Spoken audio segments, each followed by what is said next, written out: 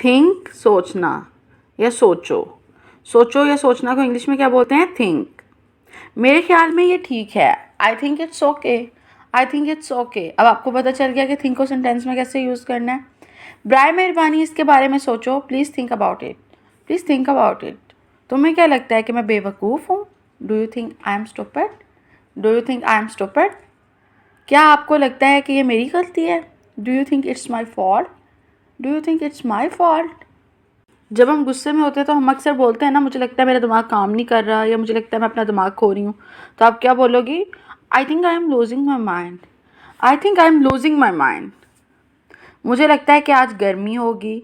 I think it will be hot today, I think it will be hot today. मुझे नहीं लगता कि तुम्हें ऐसा करना चाहिए। I don't think you should do that, I don't think you should do that. क्या आपको लगता है कि मैं अपना वक्त ज़ाया कर रहा हूँ? Do you think I am wasting my time? Do you think I am wasting my time?